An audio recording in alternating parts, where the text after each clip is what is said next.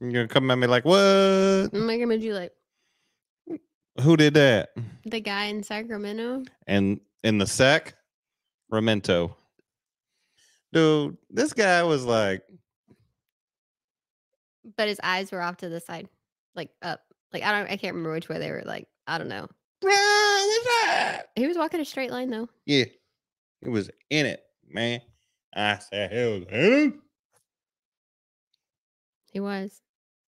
He very much was. So, what do you have to say about the Sacramento? You like that area? No. I don't really like that area either. You know why? Hmm. Too many fucking people. It's like Dallas.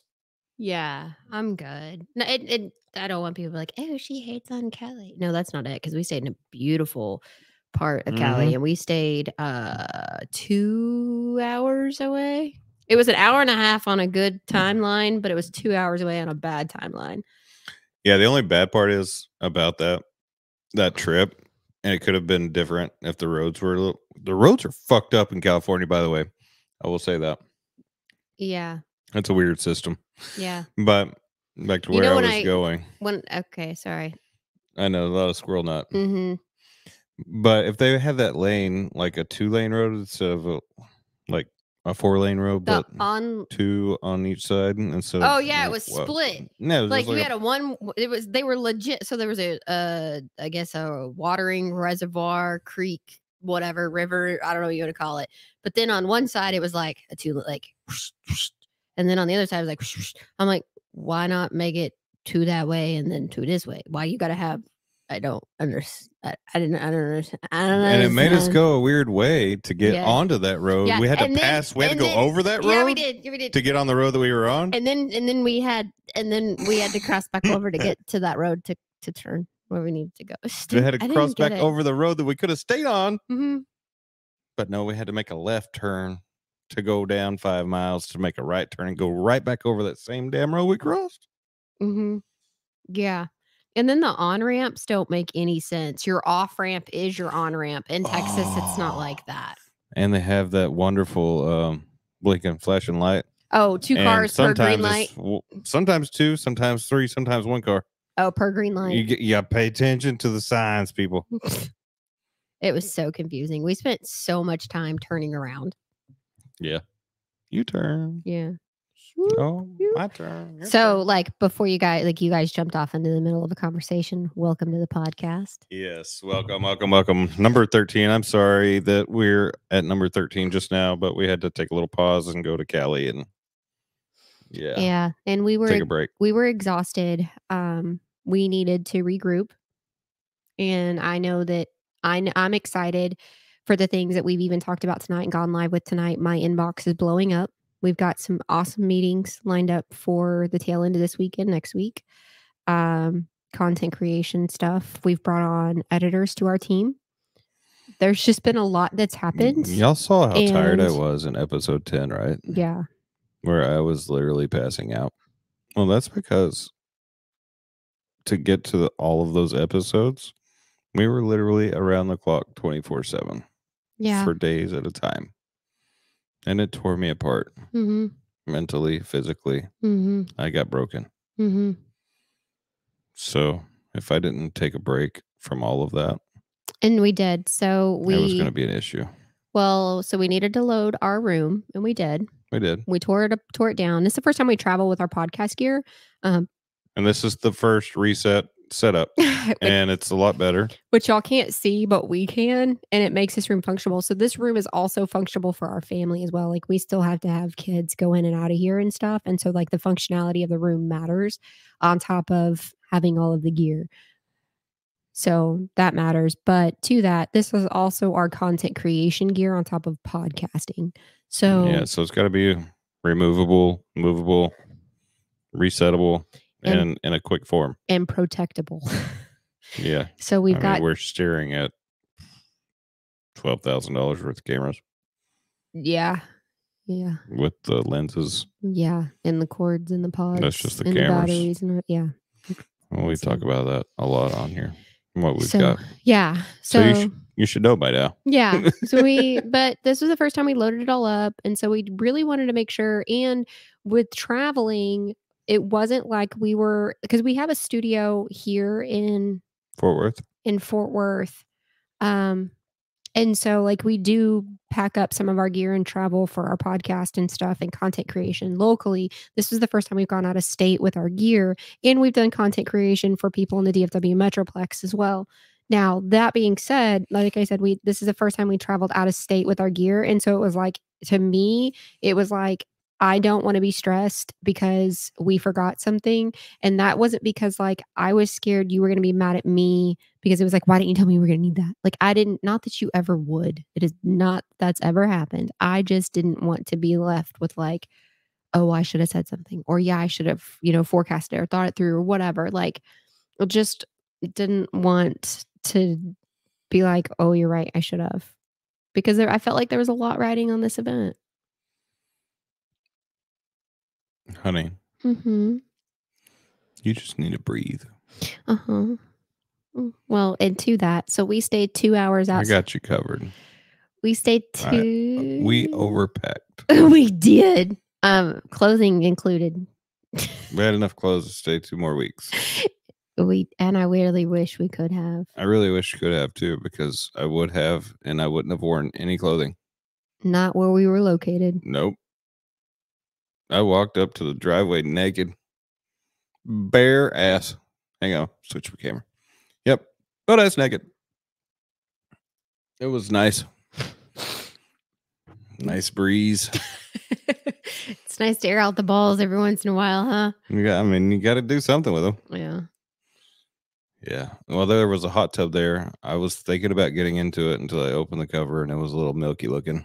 Nope. I was like, I'm out. I'm out on all that bodily fluid. I don't think there's enough chlorine in there to kill everything. I'm good. No. And they probably don't have like a pool company that's going up, because I would assume not. The thing that was floating around in there looked like it hadn't been filled in a while with chlorine. I'm good. Oh, like the chlorine bobber thing. Bobber, I got you. Yeah.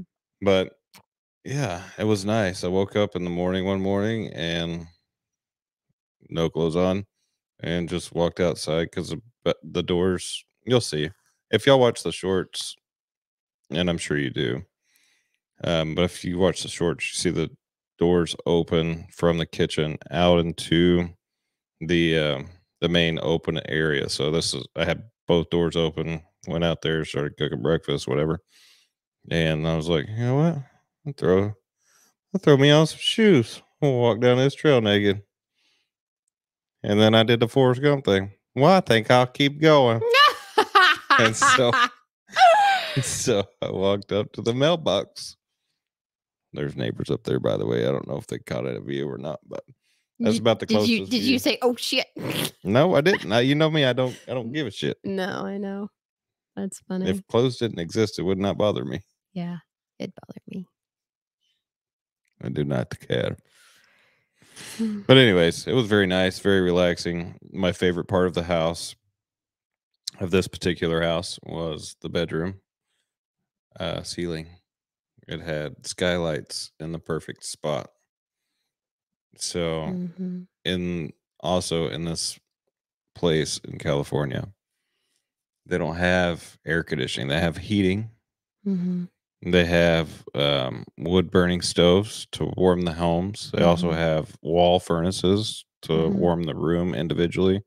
So you can warm one room up or the bathroom or whatever, which is pretty unique and I thought was pretty cool. But the reason why they don't have air conditioning is in this particular location. I'm sure they do in other parts of California, but where we were at on this mountain, the elevation was so high you didn't need it.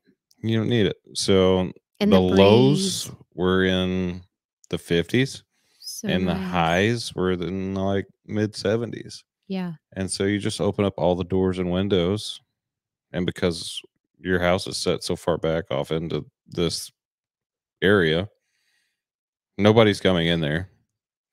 It's just not going to happen. I mean, and if you try to get in there and you don't know what you're doing, you're going to fall down the mountain. Yeah, it's S curves. Like, you legit are a hairpin turns up the side of this mountain to get to this cabin that's just set off into the woods. beautiful cabin, well maintained, I mean, just absolutely gorgeous on the inside, very well set up. We just didn't use the inside. Like, we were outside.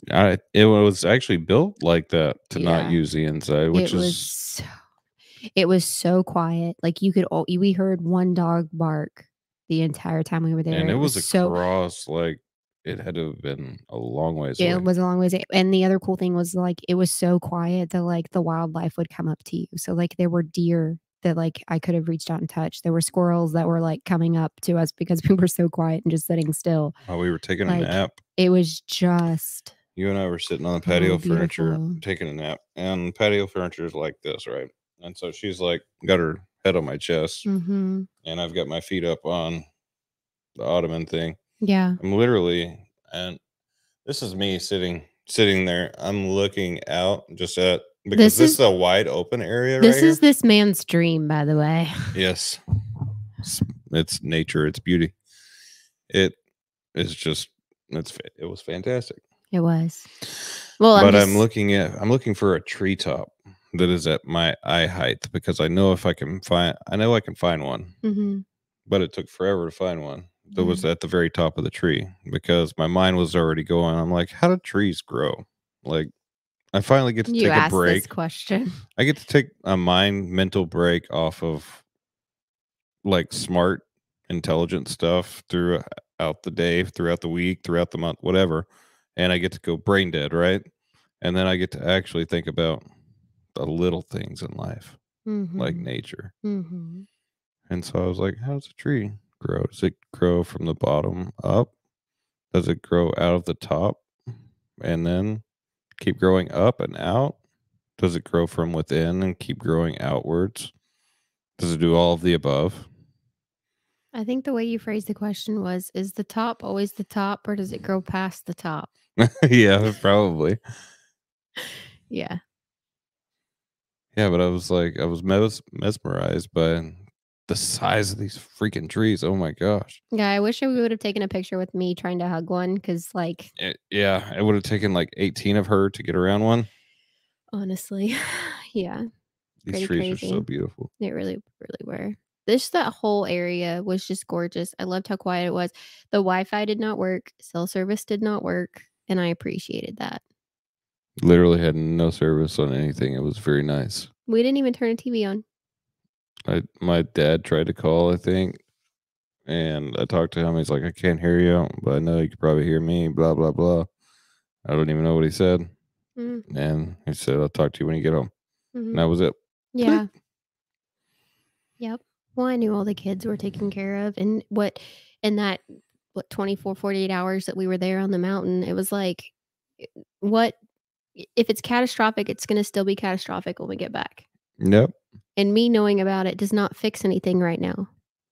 So, Not as like, far away as we are. I mean, no, and so that was kind of like that was me just letting everything go, and the fact that it's like, because 'cause I'm a fixer, and, like, I overplan, and I over make sure, and I over, like, I just that's a trauma response of mine. I know that, I'm aware of it, I'm owning that. I just want to, like, oh, but that was a very big guard let down of mine, was like, if it's catastrophic, it's still gonna be catastrophic. I can't fix it. There are more than enough people back at home to have anything fixed that can be fixed, yeah. you know? So it was like, and it wasn't it, and to that, like, I've never left town since, like, it's a different mindset to leave town with with us and doing our venture versus the last. Like, I've never been in a position where I can just leave town.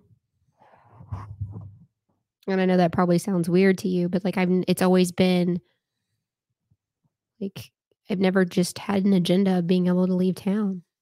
It's Yeah. always been, "What are you gonna bring back? What's your purpose, or what's your" All I can say, honey, is get used to it. I know, just crazy, but it was just absolutely beautiful. I can't say enough. I would love to go back and spend longer at that I particular would like to go cabin. there, and I don't know about that particular cabin necessarily, but something larger for the children, because I would like to take the children. It's a great little area. It's really like it's really in between. Like you could go, and that was also the other great thing I appreciated it too was like Oh, right down. that itself is like the cabin itself was a destination, but you were also like 50% between each things. Like you could go to the mountains and do the mountain hiking thing. But you could walk. I mean, if the kids really wanted to do this and they're old enough to do this on their own, Mhm. they could have walked down the mountain, Mhm. down the S curve, and actually Mhm. walked down it like that other couple was doing. Yeah. And within Kayaked. walking range, yeah, there's the kayaks and the Kayak rentals. canoes, Yeah. and the water wasn't like You couldn't swim super in it, but deep at all. I don't think. no, I don't think so. And it wasn't moving at a high rate of speed. But what I'm getting at, like temperature wise, I definitely wouldn't recommend swimming in it, but they definitely could have kayaked for sure or canoed or Yeah, something like that. But with that, so like there's the that activity, hiking. the hiking, and then like it's close enough too, because obviously you're in the mountains already, but you could go further in the mountains to do more mountain stuff or even skiing for that matter. And then you could even go to the beach. There was powder You on the could even mountains. go like because of where that particular location is in California, you've got beach access like Another hour and a half. yeah, like you're in such a great territory area to just enjoy just There's about so everything that much. nature could have to offer. It's so beautiful. So freaking beautiful. The outdoor fire was a like we cooked outside the entire time. Oh, that's me anyways. I mean, Yeah, but then it's gonna like happen. the The grill had never been used, oh, so I know. I You were in heaven. I burnt the Paint. paint off the entire bottom of it. That part of the grills that are half gas, half smoker. Yeah. I Or have obviously yeah. am gonna use the smoker side, so and then I put cast iron on it, and then smoked bacon in the cast iron skillet, which was the bomb. And then we cooked what was that, salmon, like crab stuffed salmon or something. Yes, that was crab stuffed salmon. That was pretty good. That was delicious.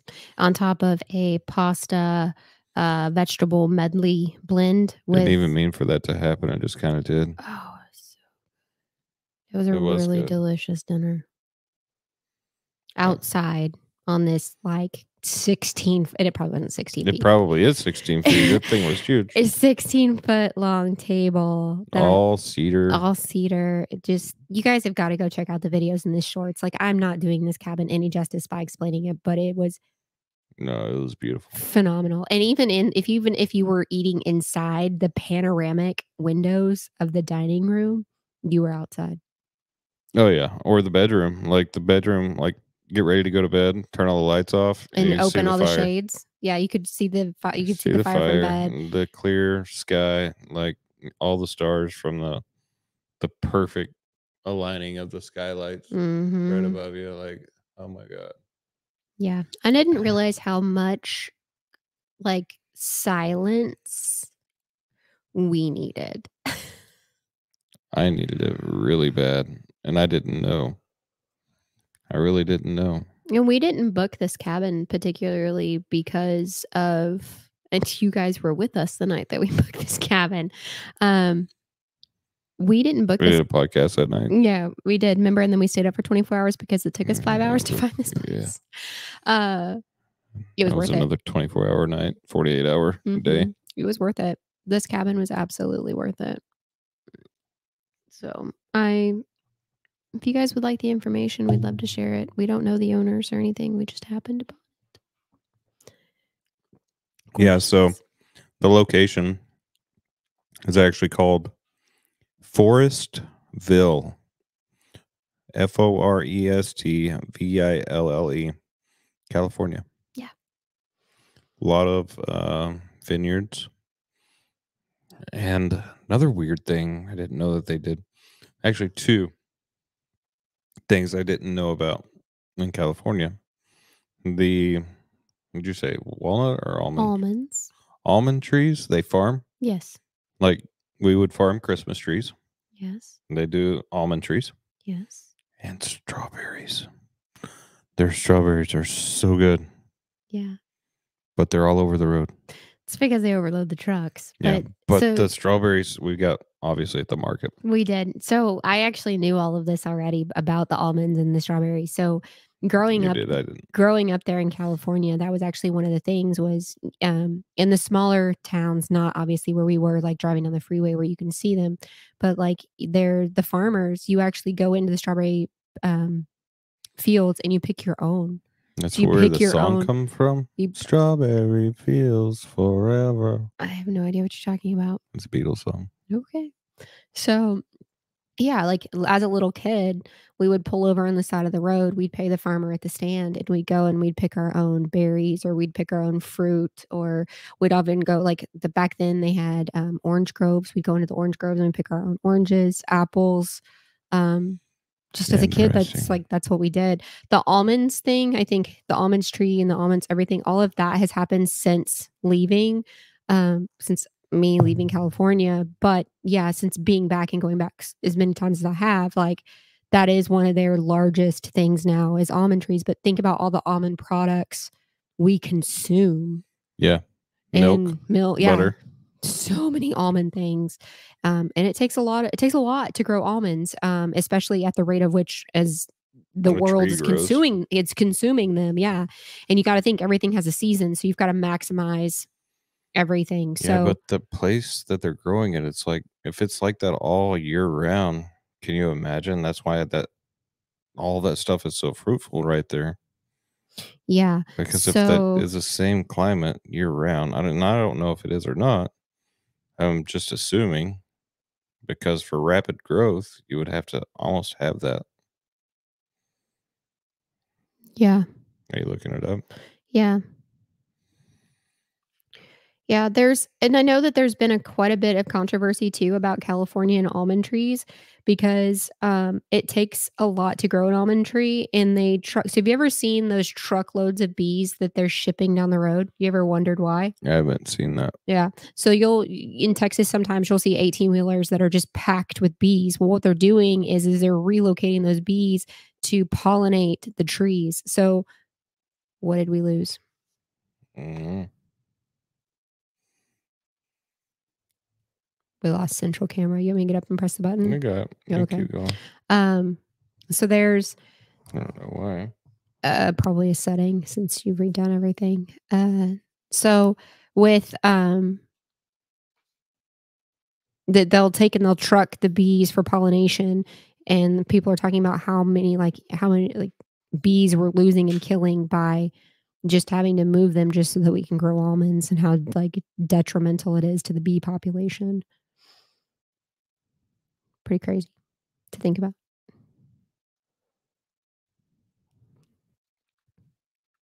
Bees and almonds. And I'm wondering, is your avocado toast non-milk harming bees? Maybe. Yeah, so is your avocado toast can harm bees, but a closer look at how popular crops can be. Turns out bees' labor is required to produce most avocados and almonds in the United States. Yeah. So it's not only the almonds, but it's also the avocados. So that's interesting. We need to be kinder to the bees, and we need to figure out how to protect the bees and what we can do to make sure we don't lose food sources because they do a lot of important work for us. But yeah, growing up, I remember going to the strawberry fields. And then another cool thing is I also remember growing up in the orchards for spare cash. My dad would go to the orchards and chop down the trees that were no longer producing or had died or received damage. And so the um, orchard owners would pay him to like chop this tree down, load it up, and haul it off. And so, I mean, I think my youngest memory of that is probably 3 or 4. And I can remember, I had a yellow Fisher Price hard hat, I had a Fisher Price chainsaw, and my Fisher Price tool belt. And I was just running around the orchards while my dad's, running a chainsaw, chopping this wood up and getting it ready for sale. And so he would load it up in the back of this old yellow, yeah, I wanna say it was a GMC, but it was yellow.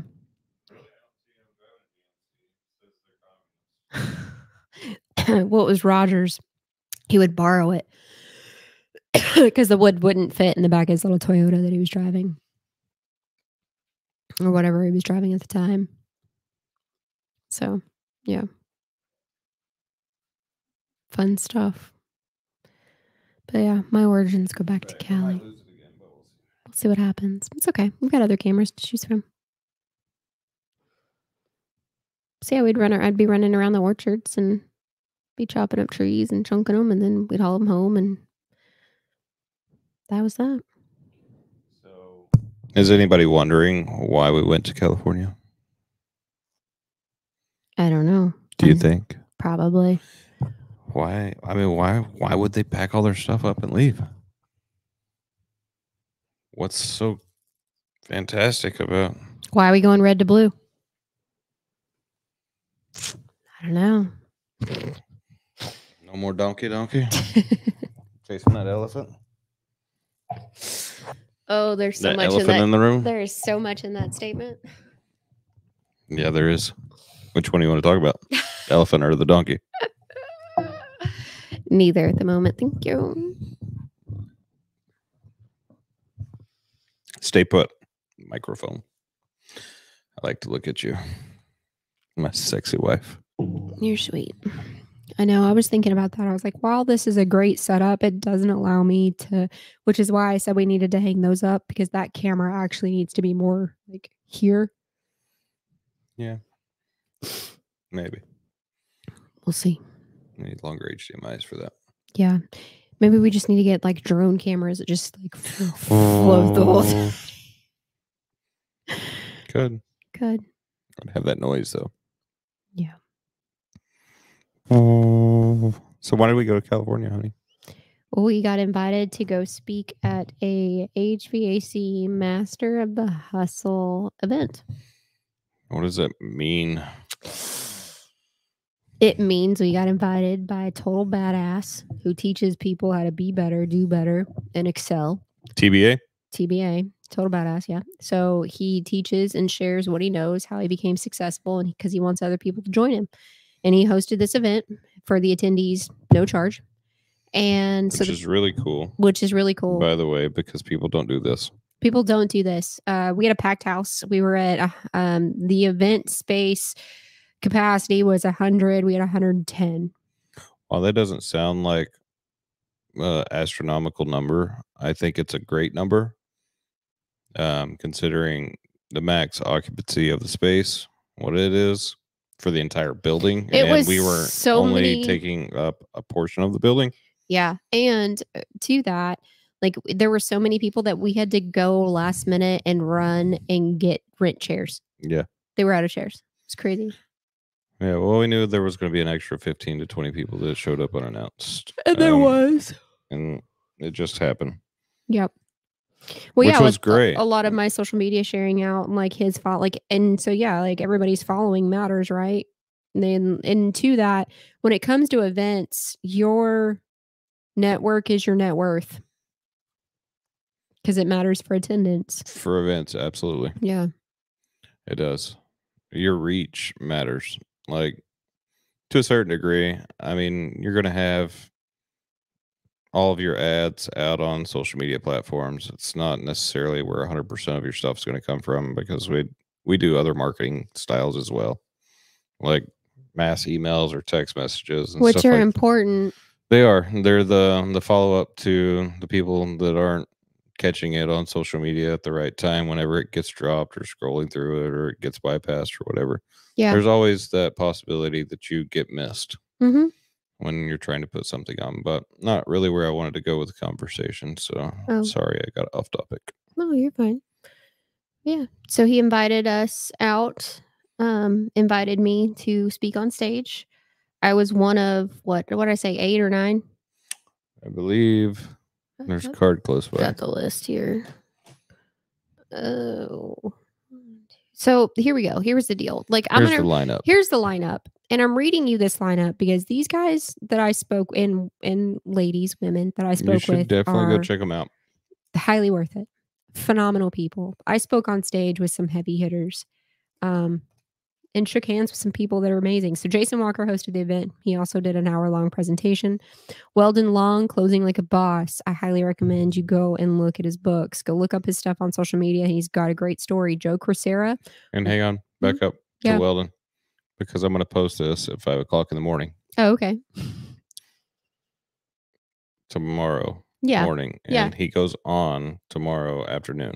Oh, yeah. We've got a class that we signed up. Might as well pitch him while you're in the middle of him. Yeah, the class. So Weldon Long, if you guys have listened this long, I want you to go look him up. He's got a social media class, and I'm looking to see if I can find it on social media so I can tell you the exact name of it. Bear with me, guys. Okay, here we go. So it's a free webinar. It's called The Ultimate Residential HVAC Sales System. He goes live tomorrow from 1 p.m. to 2 p.m. Pacific time. Go look him up. So here's his little snippet about his stuff. It says the key to success is in residential HVAC business is having the right sales systems, procedures, consistent results with average talent. That's just a little snippet of what he's going to do. He's offering a free live webinar tomorrow. Go join it. This dude is phenomenal. He's got an unbelievable story.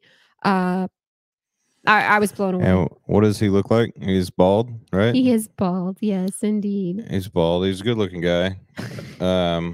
You'll notice who he is whenever he starts speaking, but just for reference, if you're trying to find if you're trying to find him, about.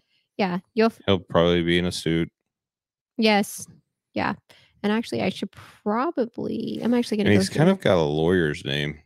He does, doesn't he? Yeah. I didn't even think about that. I'm going to share this out right now, actually. And I'm going to share this into our group. Sorry. I got distracted and I don't You're fine. to be. But I do think that this is great information. So I spoke because I'm going to drop this at the certain time, and y'all are going to, if you're this far into this, you might as well tune into this thing. Yeah, join his free webinar tomorrow. We're going to be on it as well. Yeah. Joe Crisera, his tagline was, "What should we do?" He is also a sales trainer.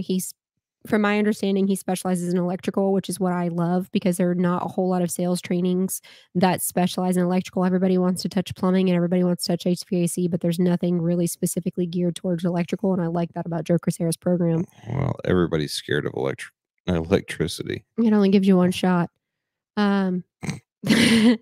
Cassie Hedges asking the right questions. She did phenomenal in her presentation. She did do good. That was her first time public speaking ever. She knocked it out of the park, man. She was for her first time going. I think she did great. I think she did great too.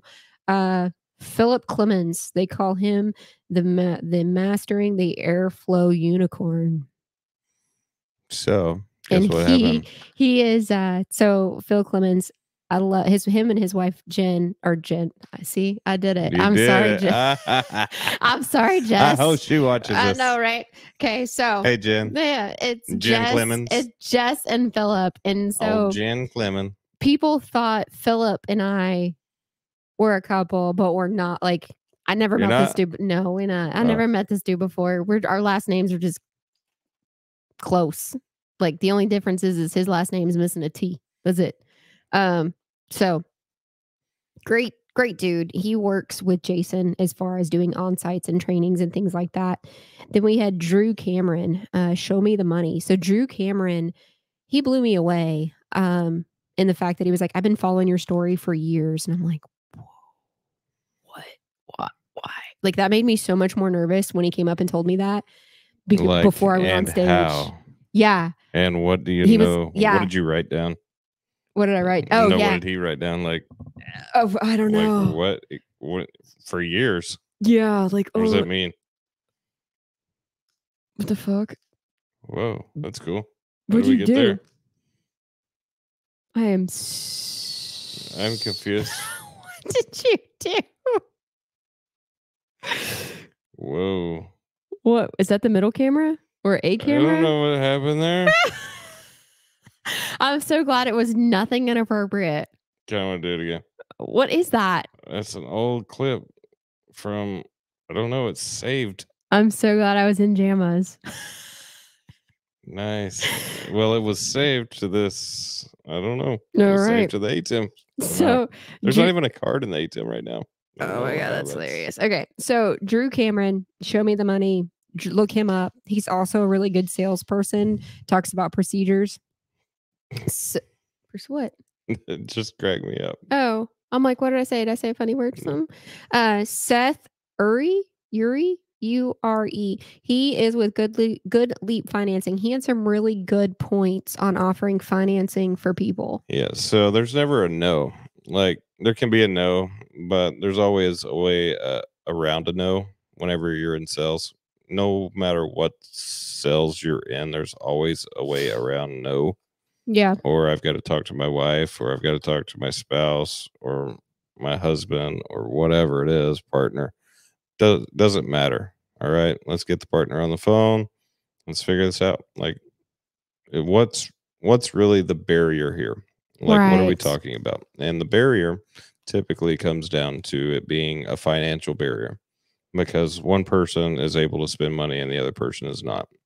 And majority of the time, whenever these sales calls are being done at homes, in the trades, the provider is out doing his job providing, while the one that is at home is doing the house stuff, right? Taking care of the house, getting the people to show up to help take care of the house. Ultimately, what it comes down to. Whatever. Ultimately, what it comes down to is before you even showed up at the home, the couple, whatever the dynamic of the couple is, the couple had an idea in mind about what this project was going to cost. Yes. And they already had the discussion of, yeah, I'm thinking it's probably going to be this. Yes, I think it's going to be about that.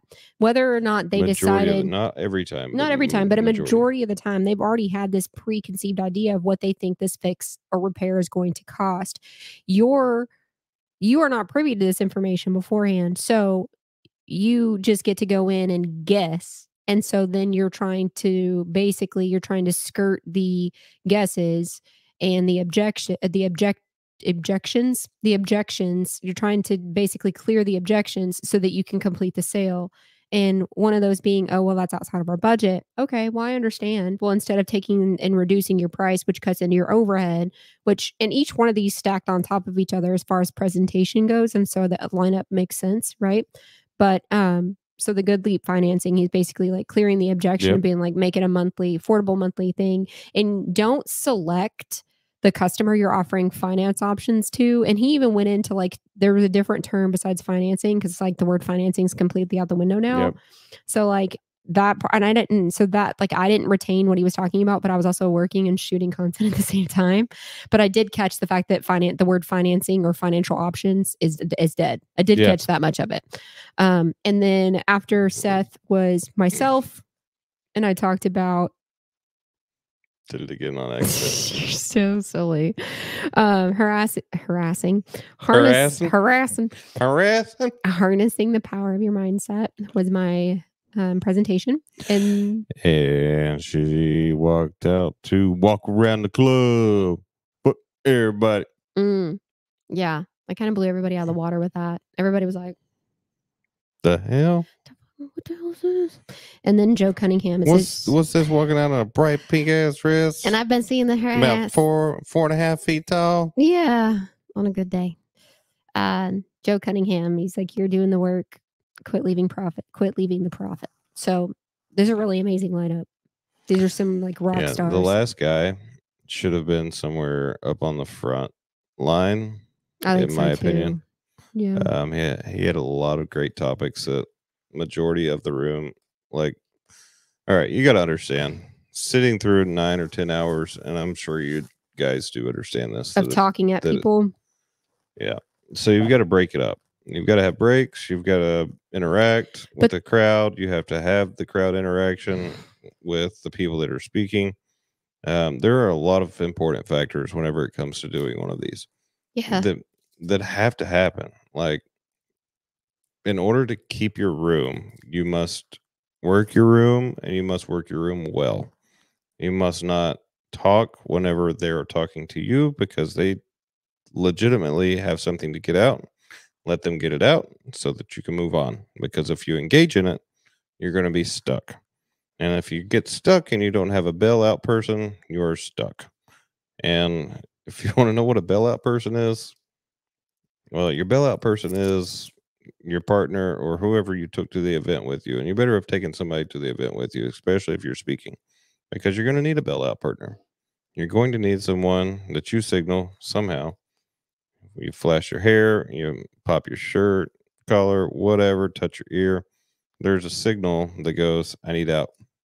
I need to move to the next person. And that person comes over and It could even be a bumps you word. out. It could even be a word. Like it does. Like Yeah, yeah. but I'm usually not close enough to hear a word. There's got to be No. Yeah. But no. because I'm engaging too with other Yeah. people. As you. Yeah. I mean, Yeah. You definitely were. Absolutely. But to that, a majority of these people that were there, so Weldon Long had someone with him. I don't think Cameron had anybody with him. Yeah, a lot of people didn't come doubled up. But to that, they'd also done a shit ton of these events. Like they are very well weathered in public speaking events. Yeah. So yes, they are very well weathered and know how to handle those types of situations. So. Yep. So during your speech, honey, mm-hmm. Can you hit a little bit on that? Not too much, because I want people to watch it. But give a little bit of highlights, and then let's talk about this text. Yeah. Okay. So I went into a little bit of my story. I had right at 35 minutes on stage, which goes by really quick. Luckily, I'm already a naturally fast-paced speaker. And so I remember thinking, okay, I'm done. And I looked back at the clock and I had 22 minutes left. And I was like, in front of the camera, you are naturally a fast-paced speaker. Yeah. When we are sitting down like this, you are not naturally fast-paced. You like to sit here and process. Yes, this is a different type of environment. I know. What I'm saying is you're really great on stage. Yes. Take the compliment. Thank you. No, yeah. Whenever you're under the pressure of that camera being in your face, you're on point. You know your objective, and you know that if you have a time frame to meet, you're going to beat it because it's almost like a competition for you. It is, and it's clicking. It's there. It's visually there. It was on stage for you to be like, yeah. I mean, and it was almost like an 8-second bull ride, because when it was done, the timer was like, brrr, like it was loud, like it was like, get off, you're done. Like for real though, and to me it should be that way, because you've got your over talkers and over speakers, and they end up messing up somebody else's talk time. Right. So typically in the events that I've done in the past, there's usually so instead of having, like, you've got your presentation behind you, but then there's also a TV in front of you. That has the same thing on. Yeah, it does. So there's a timer. The screen is split in half. There's a timer on one side and your slide deck presentation's on the other. So you're not turning around and turning your back to the crowd. It's like you're looking down and engaging at someone in the audience, but you're really looking at your screen to keep track of where you're going. Yep. And so that's what I was anticipating was going to be there, because that's what I've had in the past. That wasn't how this one was set up, which is perfectly fine. That's just what I was thinking. They just had they had a separate timer, set up. Yeah, it was just off to the side. Off to the side, which is totally cool.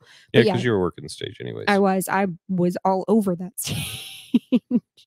I was hyped up and nervous, but I opened with a joke, which was an actual, like, real thing that happened to me while I was in California. Actually happened to us as well. Yeah. While we were there. Funny as hell.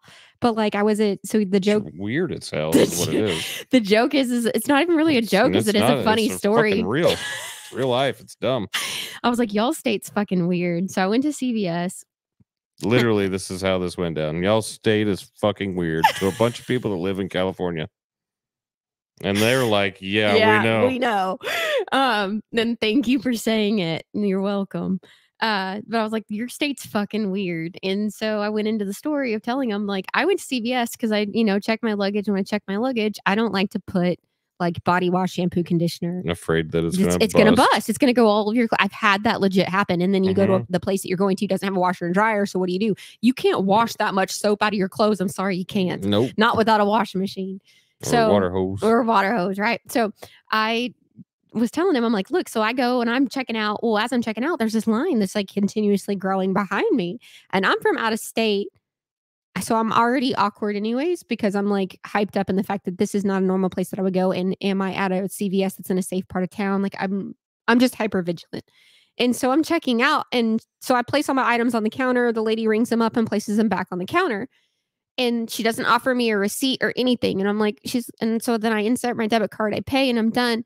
And I'm looking at her looking at my items, looking back at her, looking back at my items. She's looking at me, looking at the items like, "Bitch, you gonna get your shit and leave or what? Like, what's wrong with you?" And I'm like, so now I'm starting to feel awkward, like I should know an inside secret or something of like what I'm supposed to do with these items. Like, am I like I don't? It's almost like I don't know the magic word for her to bag my items. You wanted your groceries bagged?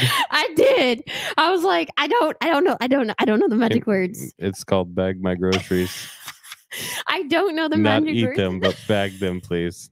I don't know the magic words for you to put my items in a bag. And so I'm just like, obviously, so then I just like very awkwardly like bend down and like scoop up my items and I'm trying not to drop any of them. So then now I feel like because I inserted my debit card, I'm like, did the transaction not go through? Maybe it went through. Does she not know how to tell me that it didn't go through? Like, Can she not communicate? That's what I'm worried about, right? Or maybe Oh, like, shit. yeah. Am I not communicating? Am I not communicating? What's going on here? Yeah. So I'm like, okay. So are we all just heads? So now I'm like legit picking up my pace like to the door. I'm like, shit, fuck, like I don't know what to do. This is super awkward. I don't even know how to get in the car. I don't even know how to get in the car. I can't get my car keys. Like, and so then I get to the car and I try to get in. I'm dropping shit. Like, I'm sure, like, I know I didn't make it back with deodorant. Like, that was at least, I know I wasn't going to crawl under the car. I was just done. I wanted to be over with the CVS experience. Yeah. So that was her trip. And then our trip, when we went this time. Yeah. We go to a grocery store. I can't wait to tell this part of the story. Which part? The bicycle? Yeah. Yeah. Yeah. Yeah. So in California, the grocery stores have liquor in them. Which is odd for Texas. It is. I mean, I think there's some that have liquor in them. They're very, very small town liquor stores or convenience stores, I guess that you would call them. I don't know. Grocery stores. I have no idea. And it's a weird variety of liquor. Well, and to that, we went to the discount mart because we weren't going to be there very long. It's local liquors and wine. Yeah. It's not like your name brands like Goose or Knob Oh, this Creek is true. It was like they were knockoffs. No, it's legit like around the area, probably made close by. True. Yeah. Which I thought was kind of unique and different and kind of cool. But this little market really had everything that we needed, and it was called the discount market. And that's exactly what it was. But it had everything that it was like seconds in surplus of groceries. It was a little bit better than Aldi's, but about Aldi style, right? Yeah. But I will tell you that the produce that they had was on point. Yeah, the store was produce was delicious. Cool. All right, so we check out. And this guy actually asked if we would like bags. Would you like bags? I'm like, excuse me, is that not normal? He's like, and no. Then I looked at the bags, and the bags are like really nice, like super thick. Oh yeah, we're used to like having to like double bag shit in Texas because the bags are just crap. These bags are like triple bag. Yeah. Right. Oh, and he loaded them like they were triple bags. Hell yeah, you can. But it's because we paid for every single bag. I don't know what we paid for each bag, but we got we got all of this stuff for $250. It was less than that. It was $225 with the bags. Yeah. At home, that grocery load would have cost $500 with 3 bottles of liquor that we didn't drink. Didn't even open. They look nice sitting on the bar there. Yeah. But we never drank them. Whoever at the B&B will enjoy them because it wasn't like we brought them home. No. I don't need But anyway, so we get all this stuff out to the car. We're actually out to the car at this point. And here comes rolling up on this tricycle, with the buddy basket. And then he had a trailer. Yes. Behind the buddy basket. Yes. With the speaker. I swear that speaker was 4 foot tall. It had to be as tall as I am. Biggest damn speaker he could find. Yep. And when you turn your music up so loud, so damn loud that it's distorted, it just sounds like absolutely just trash. Yeah. All right. So this guy's rolling into the parking lot. I catch him out of the corner of my eye. I'm like, okay, he's going to roll through.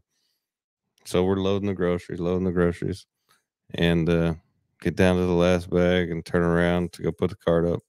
And this fucking guy has got his entire setup in the motherfucking rolling into store. the grocery store, I'm like, pedaling into the God, grocery store. thank you for getting us out of there. Yes, thank you, Lord. It just cracked my ass up, and I was like, you were like, is he going into the grocery store? And I'm like, no, surely not. He's gonna park it because he swung wide like he was gonna park it, and then you go, nope, he's driving that sucker straight in. I said, no, he's not. Yes, he did. Yes, he did. Oh my gosh. He pedaled that right on inside. Oh my goodness. I was like, He no must be way. related to. I was like, no. Oh yeah, Mr. Oh my God. California, man. I almost had we had enough time leaving the house to the airport, all of the groceries and stuff that we had left over that we didn't eat. And I thought about Giving it to the homeless. Giving them to the homeless. And we would have had time because we stopped at a restaurant and then there were a couple people that were homeless outside. I didn't finish my meal, didn't even touch my burger. We had 2 things of water, which you can't take through the airport anyways. No, we had a bunch of extra drinks that were unopened. And so nobody wants to see my foot. Nobody wants to see that. So I met a nice young man on the corner who just said he was struggling. He spoke really well. And he was ready to work. And he even asked me, he said, do you know anybody who has a job? I would like to work. I said, I do not. I said, I do not. I said, this is all I have and I'm not from the area, but I will pray for you. And he said, I really appreciate that. I hope you have a really blessed day. He was a very, very nice young man. So I gave him a meal and some water. You're very sweet. Mm-hmm. I didn't even tell you what I was doing. I knew what you were doing when you got out. I'd already connected eyes with him. Mm. And I saw that you'd done the same. I already knew. Mm-hmm. Some things you just don't have to speak, honey. I know. But yeah. We needed that. We needed that for us. We needed that whole trip really for us. Mm-hmm. I agree. I absolutely agree. I know that I needed a reset mentally. I actually got a physical reset as well. My body finally relaxed, as it hasn't done in quite some time, which allowed my mind to relax. Yeah. There was something special about that place. Yeah. It will probably always hold a special place. Not that anything crazy happened or anything chaotic happened or anything God-given happened in that particular time, but it was just so graceful. Yeah. And we met some amazing people and heard some great stories. And I appreciate that about these events is the networking component. And I loved that they hosted an event for afterwards. Yeah, I don't know how many of those I would do again for a long period of time. Maybe an hour or two. Oh, the afterward stuff. Yeah, like what Jason did. Jason showed up and then he left. Yeah. I think it would have been cool to do bowling there because. Oh yeah, like an activity. Did you walk to the back? I did walk to the back. The bowling lanes are really cool. It would have been nice to do an activity. I wonder if they have those here. I've heard of that name around here. The Punch Bowl Social. Yeah, I'll look it up and see if we've got one. Because I would be interested in taking just.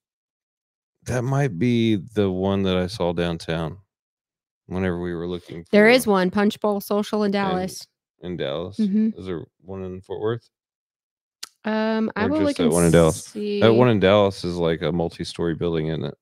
I can't tell. I'm not looking at it. Let me see. I think whenever we were looking at the pickleball, that popped up. Oh, okay. But anyways. Yeah. So the only one that's popping up, I said near me, and it was Dallas. So. Pretty cool place. They have darts. They have axe throwing. They have bowling. And they have just all these cool little hangout areas with actually really great views of the city. Oh, it was so cool. Yeah. Because it's like up probably, I don't know, 2 or 3 stories. Mm-hmm. Yeah. Honestly, it's really freaking cool. So they've got places. They're in Austin, Chicago, Dallas, and Indianapolis, Minneapolis, Ranchero, California, San Diego, Please go away. Denver, Milwaukee, Portland, Sacramento, Cleveland, Austin downtown, and Atlanta. So Austin Domain, Texas, and the Austin downtown. So there's 2 in the Austin area, and then there's 1 in Dallas. That Austin Domain area is pretty fireplace. That's where I built that last Texas Roadhouse. Yeah. So Punch Bowl Social, if anybody's looking for a cool hangout, that actually was really neat. Yeah. So anyways, we get through all of that, and then after the Punch Bowl thing was just after that event. It was right after that event. So the next day, the entire next day, we literally are in relax mode for that day and the following day. Yeah. Vegetative. We cooked at the house. We hung out at the house. Mm-hmm. We had no TV. We had no phones. Mm-mm. I mean, we had our phones. There was a TV there. We could have done anything that we wanted to do. And we did exactly what we wanted to do. Yes. We did a full reset. Mm-hmm. I didn't want to come home. Part of me wanted to come home. Part of me wanted to stay at least 2 more days. I did want to stay at least 2 more days. Yeah. The part of me that wanted to come home was our babies. Yeah. And if they would have been with us, I probably wouldn't have came home. If they were with us, I probably would have been ready to come home. I don't know. Yeah. They don't like being outside of their normal for very long. Certain ones of them. Other ones, well, I think would have enjoyed the wilderness a lot more than you think. I Potentially. think there's 2 of them that would have spent majority of their time gone. Oh, yeah. 100%. Then we would have had to check them for ticks. Yeah, that's fine. Yeah. But no, It's fine. I want kids. Yeah. I want our kids to grow up like that. Honestly, I do. I want them to spend time enjoying the things that when they're adults, they're not going to get to. Right. Yeah. Because we all get caught up in this fast-paced lifestyle of I've got to make money and I've got to do this. Mm-hmm. And if I want these things, this is what I got to do to get there. And then your mind is stuck on that. And I want to encourage everybody that's mind is stuck on that right now. Is just close your eyes, take a deep breath.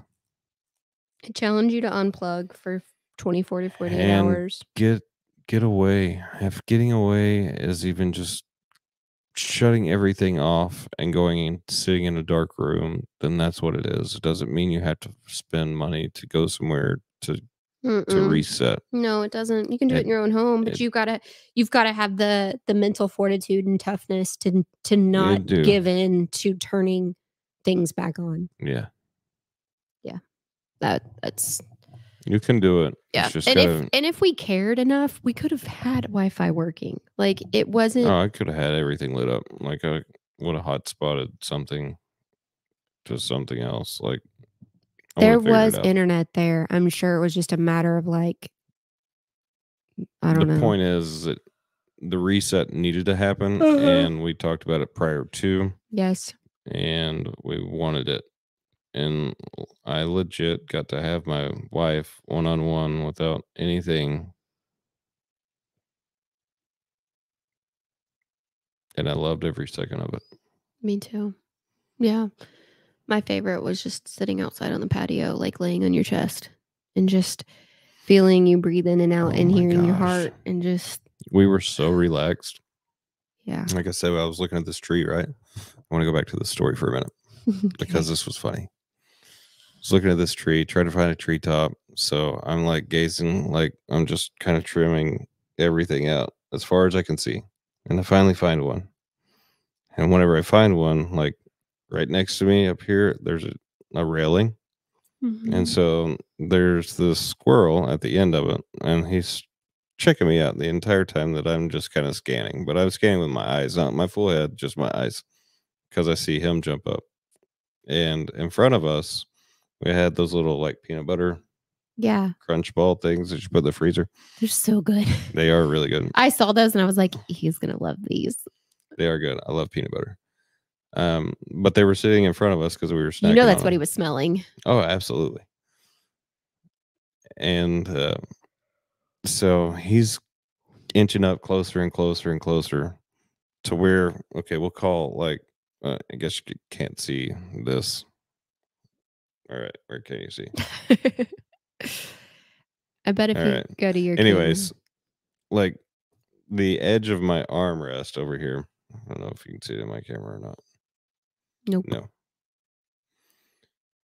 Anyhow, this little dude was probably this far from us, and then right over here, right over over there, Yeah. right behind me was a tree. Mm-hmm. And about the time that he was this close and closing in, and he was eyeballing the The peanut butter treats. balls, Yeah. he looked at me, I looked at them, looked at me, and I was trying to figure out if I was asleep or awake or what I Yeah. was gonna do. Yeah. I went, boo. Anyway, he yeeted himself. I was like, where the hell did you go, bro? I don't know, but maybe it's safer. That was crazy. Animals are funny. They are. That was really funny. And then the next morning, you got up and went out to a vehicle. The You want to tell your story? Yeah. So I had Claude. I couldn't find any of my shoes that I wanted to wear because, like, I don't know, I couldn't find any of them. So I'm like, man, whatever. Plus, I didn't want to put in the energy to find them. Like, let's be real, they were probably on the deck. Like, I am Probably right in front of you. I am the worst. Like, when I'm done wearing shoes, they come off wherever, and that's it. Like, I don't go back and pick them up. I don't put them away. They just are where they are. The worst about my shoes. I just take them off. And I agree. huh? I agree. Yeah. I just take them off. So, I keep going to my closet looking for shoes, and I'm like, I don't have any shoes to wear. And it's like, oh, well, it's because there's 3 pairs in the living room, 2 are in here. Like, they're just everywhere. You're like, I need more shoes. No, you should put them away. Pick them up. Yeah, so I'm going out to the vehicle the next morning, and I'm like, I can't find any shoes. So your shoes are always where they're supposed to be. So I put yours on, and I'm like, I wear a size 7 in women's, which is like, I think a 5.5 in kids' shoes. Tiny feet. So I'm clodhoppers is what I call them in his, and I'm like, like just being loud, just loud, not thinking anything is around us. Like, I'm not. So I hear it because it's all gravel. Like, I'm like, whoa, what is that? Like, I'm thinking it's probably the squirrel again. And then I see this gorgeous doe. She's so pretty.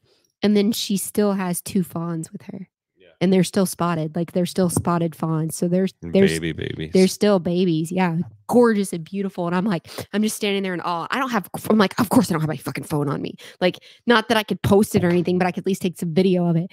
But I got to witness it. It was absolutely beautiful. And you could tell that this was one of the places that they frequented a lot because they had a trail that they, had gone down to. So there was a garden area there, and I'm sure there was plenty of stuff that they could eat. And it's a safe space, right? There was no hunting or anything like that. Yeah, it's super quiet. Absolutely gorgeous. Gorgeous deer. But yeah, they were still spotted baby fawns with their mamas. Or mama, I think she had 2. Yeah. At least I saw 3, whatever that was. Yeah. But yeah, that was awesome. So yeah, so I went on stage to speak and talked about mindset, told, my story, pointed everybody in the way of the podcast. I told my story pretty freaking quick, like I had mentioned already, told it really fast, and which allowed me to open up the stage or open up the audience to questions, which was nice. And some of the questions I wasn't expecting. I didn't think, honestly, when I opened up the floor for questions, I really expected crickets. I didn't expect the engagement that I got. So I had no anticipation of what I was going to get, but I'm pretty good about answering questions on the fly. So it wasn't like I was scared about the questions I was going to get either. But I was truly amazed.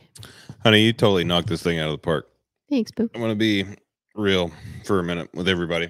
And I'm not dissing anybody at this event by any means. But to me, and I'm, yes, maybe a little biased, I understand. This event is for HVAC, basically for HVAC sales, from what I could gather, right? Do you feel the same way? Why is my camera Yes. so far off? Yes, we wait. Yes. Sorry. Um, Can you move my camera? yeah, baby, of course. I'm way out of it.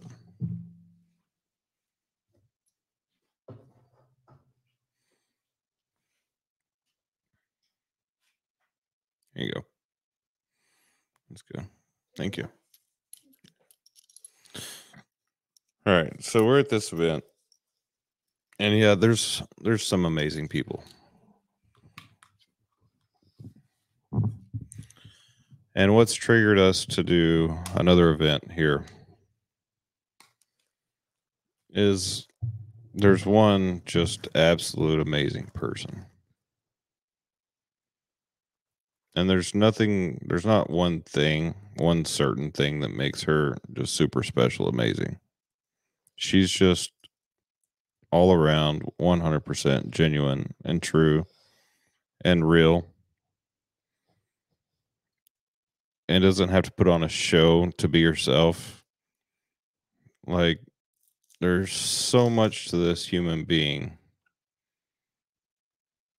that sets her apart from everybody else, which is why she is what she is. She's a big success, and she always will be because she brings it. Thank you, honey. So obviously, I'm referring to her.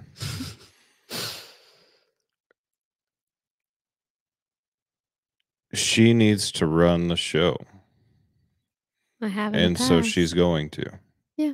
And I have in the past. I mean, let's be real, like I have in the past, like Well, I know. the launch events were 100% coordinated and hosted by me. I And know. that last launch event was a huge success. Phenomenally We had a huge little bit of success. help. I mean, maybe a little bit. I don't know. No, yeah, I did. But I'm talking about as far as like, But talking through the whole thing, it was you talking the entire time. yeah, We had guest speakers, yeah, but there weren't motivational speakers. We had our vendors come up and speak until they got to tell their story about what they do, like yeah, they got floor for their time. company. Yeah, they got floor time. So they're small business owners that do nothing around what we were pitching for this app, Yeah, right? So they do payroll. There was so many different aspects of people yeah, I agree. and businesses that really had nothing to do with the overall topic. Yeah, Um, it did, but it didn't. Everything tied into the app, but it wasn't really a motivational, like, hoorah, let's go in yeah, one direction, right, trade specific or right. trades in general, or the audience. Like, so the audience was kind of my part of gathering the audience around Yeah, what it is we were trying to pitch to everyone. right. And it's not that we were trying to pitch it, we pitched it. Yeah, You pitched it. I gathered the people, literally went out and door knocked for the vendors, mhm, got the vendors to show up. mhm. They were stoked to show up. Like, I'm pretty amazed about how easy it is. And maybe it's me, I don't know. Maybe it's my personality going into these places. Um, but I'm pretty amazed at the fact that these people wanted to come so easily. Yeah, we didn't get a lot of no's. I got some, but a no doesn't scare me. No, it Like, a doesn't. no triggers me to go higher up. Mhm, And I was only touching management on purpose. Like, we're not at the level yet, and the app wasn't at the level yet to go to ownership.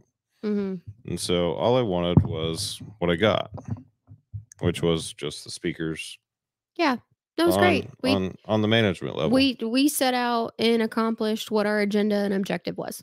Yeah, and we did it on like a fire run. Like, okay, well, we don't have any spots that are filled yet, and we only got 10 days till the event, so I'm gonna need you to go fill the spots. And I'm like, all right, well, Yeah. I got work to We do, so lined the y'all venue. won't see me. Yeah.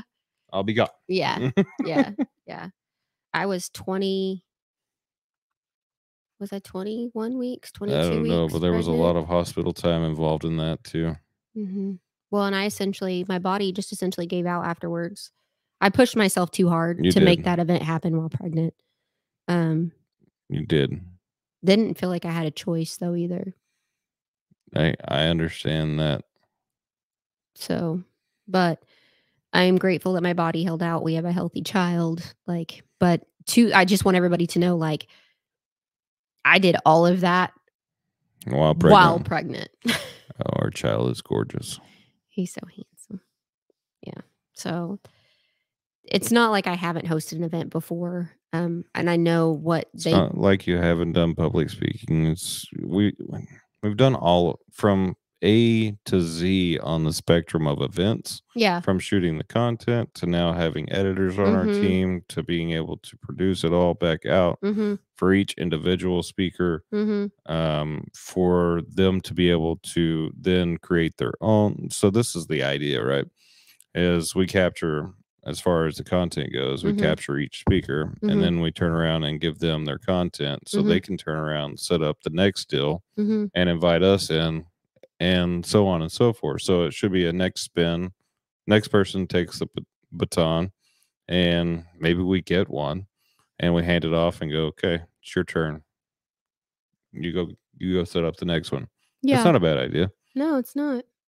And then they set it up, and then we all show up to the next one. Maybe a different group, but the Yeah. people that we hand it to, like, we're showing up to it. Right. If we're starting the process, Right. we will be a part of every one of them. Yeah. And then we get a part of being a part of that lineup and how that is scheduled as well. Right. Yeah. Because if they're hosting it and they want to go first, I'm fine with them going first, but that makes you second. Yeah. Like, Yeah. No, I get it. I 100% get it. No, I love all of that. I am just and that's what we're and we're doing this conversation right now is obviously on the fly. So y'all know how we do shit by now, hopefully. Yeah. So it's like I've done all and I guess not that I guess, I know that that's why when I go into events like this, I've got such a level of appreciation. I know the hard work. I know the fear. I know the not sleeping. What if people don't show up? What if we have empty seats? What if people don't stay for all of the speakers? What if people get, but like, there's so much fear and anxiety that goes into a successful event that people don't even consider unless you have hosted one yourself. And I know that. If you're just the people showing up, you have no clue. None at all. They don't know that the stage didn't show up on time. They didn't know that you didn't get half the lights. They don't know. Like, there's so many things that they don't know, which Lighting matters, should tables matter, they, chairs or matter, layout matters. food, Yeah, drinks. snacks. And they did drinks and snacks right because there was energy drinks to keep the crowd awake, and I appreciate that because so many places don't do energy drinks, and I'm like, dude, splurge and give the freaking Red Bull, man. Like, keep them awake and interested because your people with ADD I'm gonna are tell gonna you right tune the fuck now, out. I had so many freaking energy drinks. Me I've too. never had that many energy drinks ever. I'm pretty sure, like, I'm lucky I didn't go into cardiac arrest. Same. I know that I had at least 6, probably 10. Honestly, I did I not have mean, I that many. was moving I at around like least a had freaking crackhead. I can tell you that. I I had at least 4 that day, but that's a lot for me. Like, 4 is a lot for you just to consume in liquid. yeah, liquid form, it's a lot. And they were this size. Oh yeah, the tall boys. They were huge. It was a fun event, but I'm excited for the next one. Mhm. We're gonna start planning it. It'll probably be a year from now. Yeah, Honestly, that's how long it takes. it'll it'll be a year. Well, so here's the deal. In the fall, it's trade show season. Yeah, I don't know everybody's why. because everybody's slowing down. Yeah. It's it's It's a it's little training soft. season. It's a soft spot. It's training season. It's where it's It's at. not a hard stop, but it's a soft spot. Mhm. And it's needed in a soft spot timing wise for technicians. Yeah. Honestly, Yeah. if you're gonna have a hoorah, it Mhm. needs to happen in that soft spot time frame. Mhm. Honestly, Mhm. And it and there needs to should happen for probably be two. it needs to happen for your whole staff. Yeah, there should probably be two of these that if you're in the trades that you attend during both soft spots, and y'all know what I'm talking about. There is two of them that happen every year for sure in your business. Yeah, and it's different like, and it's different months based off of, like, where you're What you located. do I and mean, where what you do and where you're located, but find something to attend that's going to grow your technicians' mindsets. And whether that's in mindset and sales, whether that's in management, whatever it is, whether it's just mindset and changing who they are as a human being and how they process things. But find something that they can pour into or that will pour into them because ultimately if you pour into your people, they're going to pour back into your business. absolutely. If you Um, do it right. mhm. And there's a right way and a wrong way to do this. Yes. Yep. I've seen both. Word, big bird. Yeah, I have. I've lived both. Yeah. I've lived both. Oh man. But yeah, so my It starts at the top. It really does. It starts at the very top. And if the top person doesn't have the right mindset, the bottom person will never have it. yep, it's 100% true. It has got to flow all the way through. And it's a very important thing to keep business and personal separate. I know that's hard to do for a lot of small companies, Yeah. but you have to. You can. You just have to. Don't put your office where you live. Don't shit where you eat. Honestly, too much shit goes into the office that is personal that should never enter the office doors. Never, ever, ever should it go into your office doors. So once it's in there, Well, it's cancer. and here's the deal too is it's like in my personal experience is like once that happened where the everything was transitioned to the like one location, residence and business, the business then became a hobby Yeah. and it was no longer a business. Well, look, And as an owner, and you can hire me to coach you as an owner. yeah. And I actually encourage every owner to have a freaking coach, personal trainer, coach, whatever you want to call them. Maybe I need to change the verbiage up to be a personal trainer. Personal trainer I thought was like for I work out, This is working out. working your I'm gonna mind. work your mind to death Yeah. because you need it. Yeah. Honestly, Yeah. if you are if you're not putting in the work and you're expecting everybody else to,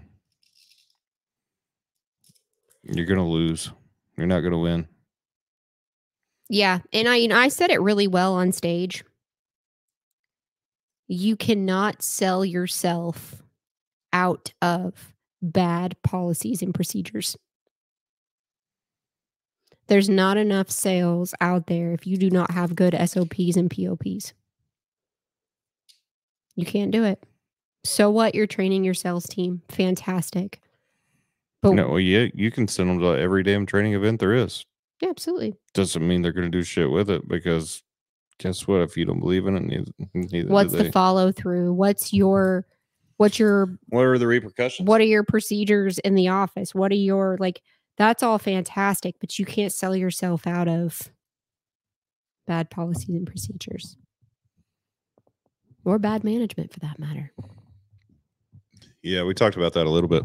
Mm-hmm. All right. So, say your manager is your main manager, your main mofo, right?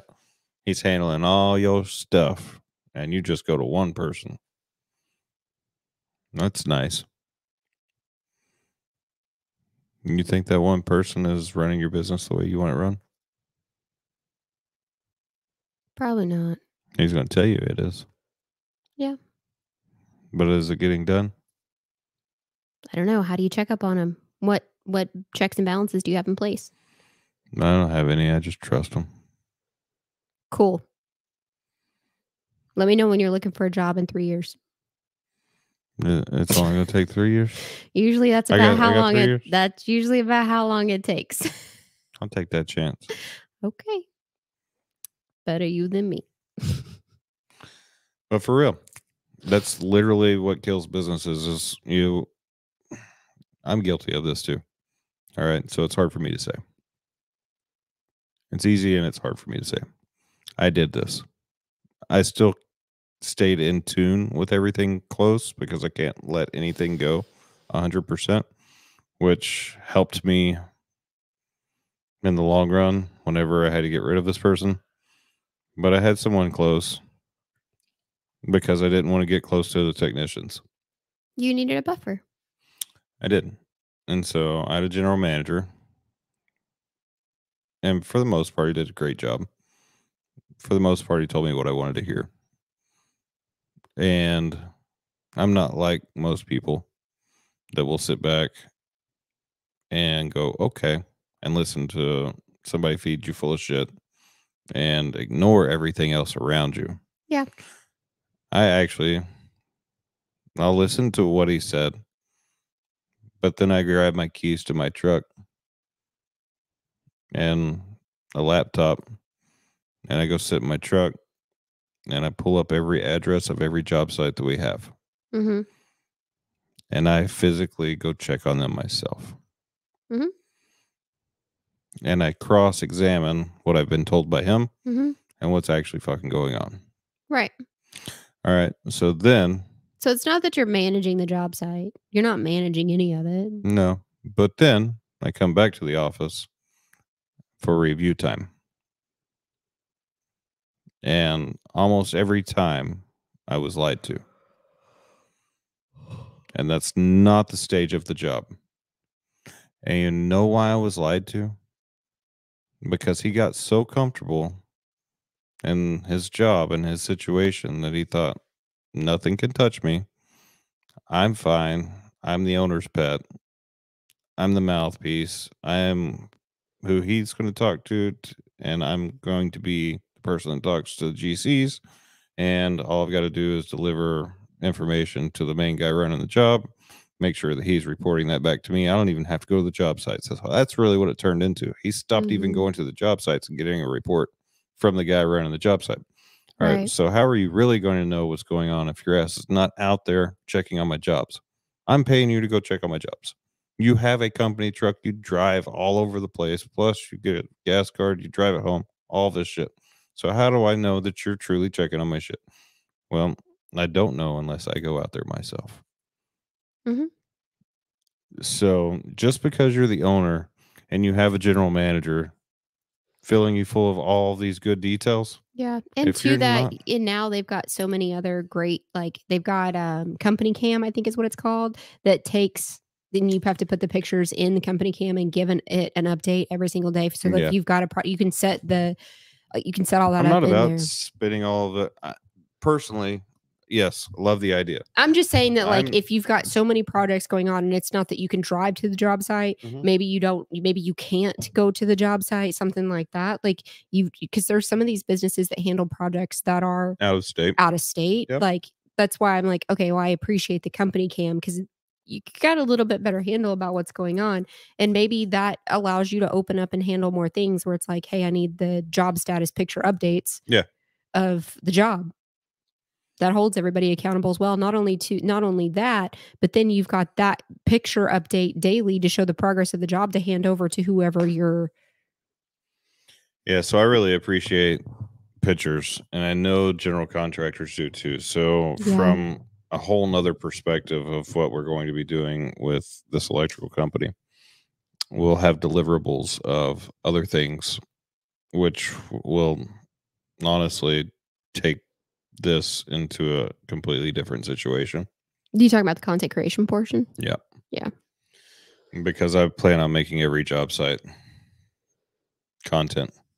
Well, yeah. Like, would you like the content? Like, here's the package of your building being built. Would you like it?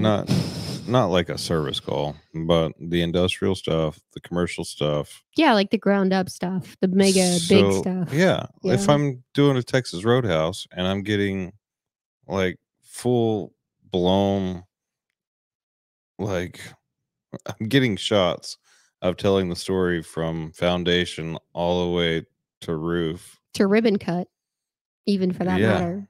Like CO level, like certificate of occupancy. Like how great, all the way through. That's an amazing piece of content. Hell yeah, it is. Yeah.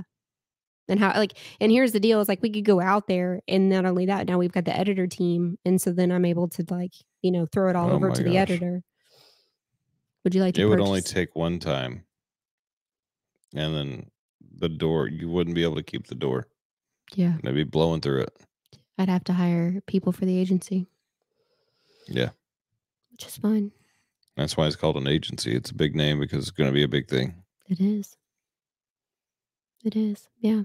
So I think now that we've talked about like why we were out of town, what our big goal is now, the shift that we've had, I think we'll address the message that I've got from, we got our very first subscriber message that asked us about our opinion on a situation.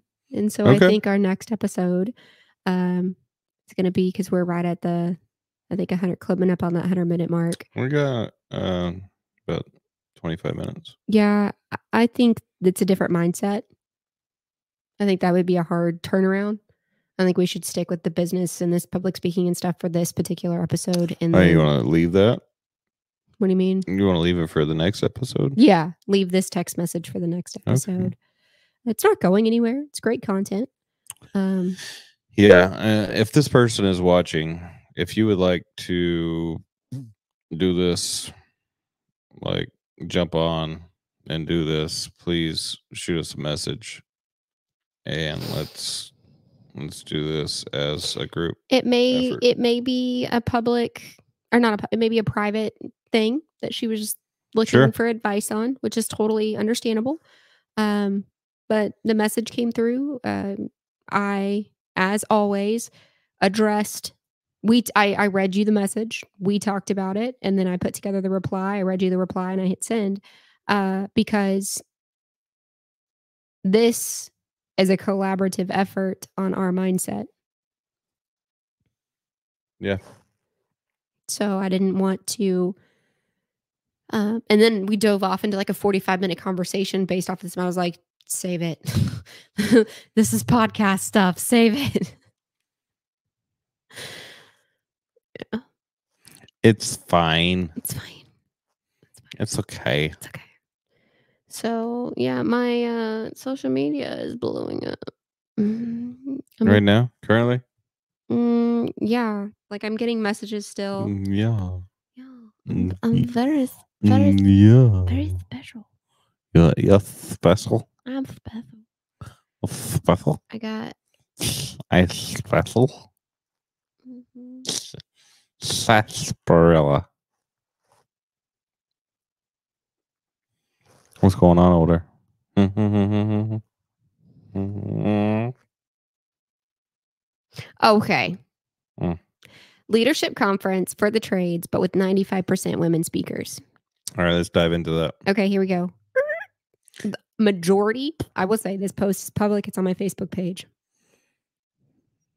I don't know if this person is being sarcastic. I don't know. I do not. What do you do not? I don't know. I don't know how to take this comment. So I don't know how to take it. Just read it. I will say, like, let me go through the positive first before I address this. Just go through all of them. Start at the top. So I got hand claps. I got somebody said, hey, there's women in HVACR. I said, hey, well, that's fantastic. That is, I don't want to go to an event and have AC shoved down my throat when not everyone is in HVAC or is in the HVAC industry. Why can we not have a blanket trade event for women? instead of very trade specific. I'm glad that they have that. It's a very large industry and they serve quite a few women. I'm very proud of them for that. And then there's another one that says straight fire. And there's another that says love this. Let's get together. She would love this. And then I had another man. And so here's the deal: is like there are men tagging women like, do this. This is it. This is it. Like that to me, it's finally here. It's finally here. Like there's somebody who wants to do this and who's loud. That is I. And then there's other women tagging other women. And then, Honey, you're not even loud. Thank you. Just loud. I meant like I'm willing to draw the attention. I'm willing to speak out and point things out, like where we can do better. And then there's a man who actually said, I'd attend this for sure. Like, that's amazing. I love that. I absolutely love that. It wouldn't be like a women only attendance. It would be just women perspective on content or whatever their business. Yeah, whatever. And so the very last comment that's just rolled in. And like I said, I don't know how to take this. And so it says, is there a market for this? ? Is there a market for this? ? Remind you, my post said leadership conference for the trades, but 95% women speakers ? Was like, who's interested? It was kind of like an open-ended question, like who's interested? Is there something out there that's like this? Like I wanted to see how my audience would respond, essentially is why I posted this. And his comment came in as, is there a market for this? Leave it. Oh, I intend to leave the comment. You wanted your hand out. Somebody will devour him. That's on my social media page. Somebody will devour him. Yeah. And there are some very large conferences going on right now that I'm getting like, kind of sad because he's got a big family.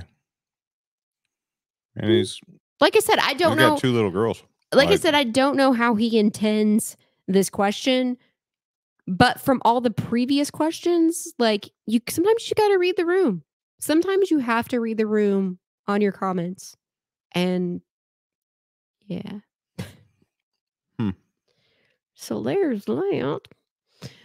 And by the way, I'm checking you out right now. Your profile pictures and your family. He say, y'all, what y'all don't understand about Jason, and I really hope you do, he safeguards me so much. And if he just has just a tingling in his toe that someone is going to say something negative or hurt my feelings or come across as attacking or battering or anything, he is so protective. And I don't think a lot of people understand that. It's not control by any means, and it doesn't come across that way. I just don't understand this guy. Like, I don't get like I said, I already told you, I don't get the comment. Like, well, I don't either, especially looking, I mean, they're just average, normal people doing average, normal stuff. Mm-hmm. And he's got 2 little girls. Like, why would you not want to empower women, dude? Like, the comment should have been, can I bring my kids? I'm going to sit here and call you out because your Facebook profile screams, look at my girls. Look at my girls. Look at my girls. Look at my girls. Look at my girls. And it should. You know why? Because you love them and you're proud. You're a proud father. You're proud to have 2 little girls. And you should be. You should also empower them. Yeah. That's all I have to say about that. Yeah. Like I said, I don't know how to take his comment. I don't know where he's coming from for it. I don't know if he means it jokingly after reading all of that. But I was very serious in my post and so what made me make this post, I am watching some seriously large hitting names, large figures in the industry posting on social media right now because they're attending these conferences. And there's one image in particular where it's 8 men sitting at a table. and they're bragging about the conversations that they had at the table. And the only thing I can see when I look at that is the lack of diversity. There's no diversity at that table. Mm-mm. Whether it's race, whether it's gender, whatever it is, there's no diversity at that table. No. None. And I called it out. I called it out in a comment on that picture. Has it been addressed? No. Is it going to be swept under the rug? Probably. So I've been at the same damn table, and I can tell you right now from experience, ain't shit happening at that table other than a bunch of dudes get to know each other, trying to plan a hunting trip or a fishing trip or some bullshit like that, trying to make a networking connection that's supposedly going to be a long-term connection, they think, in that moment, or they're hoping for that. And they think that they just had a brilliant conversation with someone that they believe, they truly believe. Then this is the hard part, guys. What I'm about to say, I need to switch cameras, but hang on. While my phone loads. The conversations in this table will change the way we do home service for generations to come. Let's go. There's not a single diverse, well, I guess there's maybe one diversity at that table.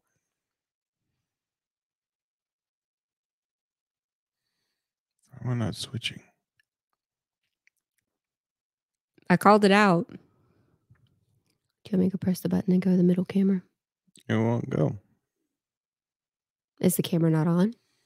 I don't know. I'll go help you. Ooh, my hair look crusty.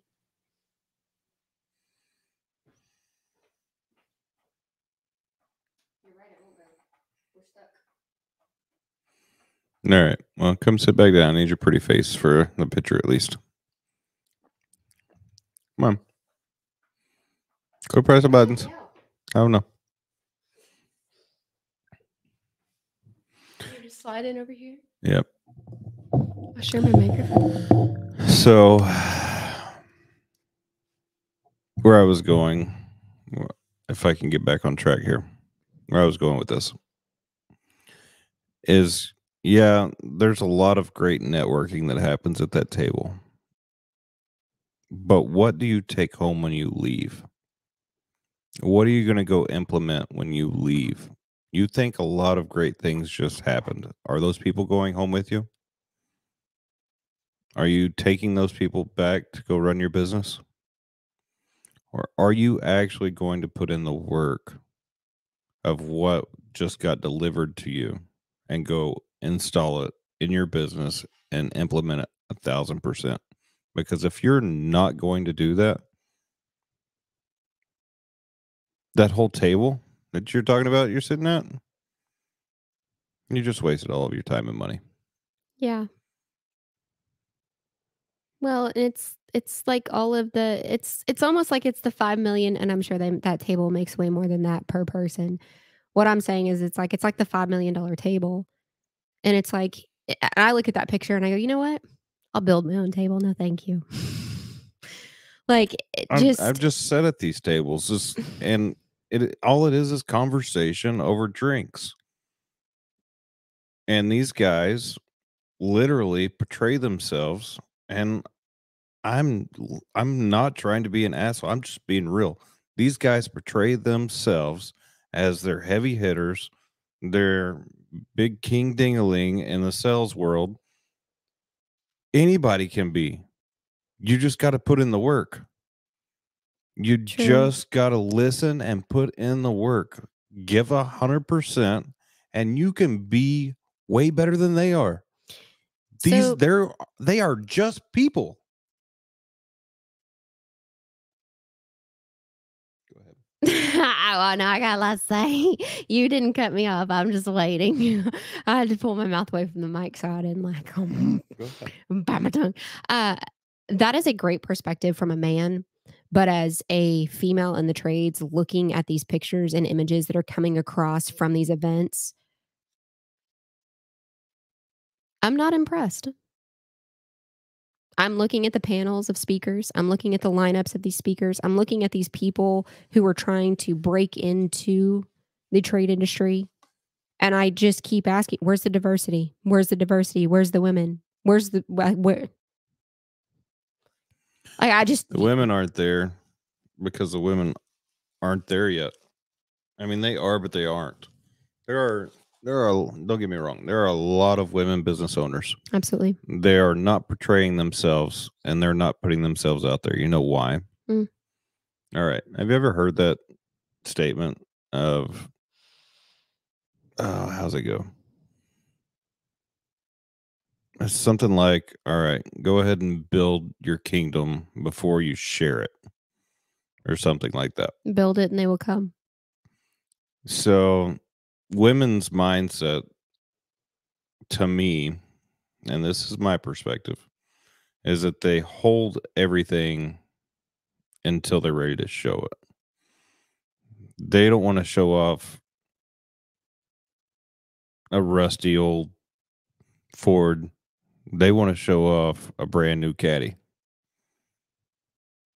And to me, that is a lot of what the holdback is from a woman's perspective, is they want perfection before they show it off.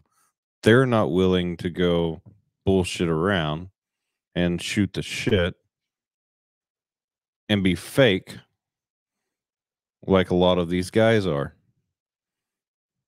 And I know I'm calling out a lot of people right now. But this is legit the shit that happens.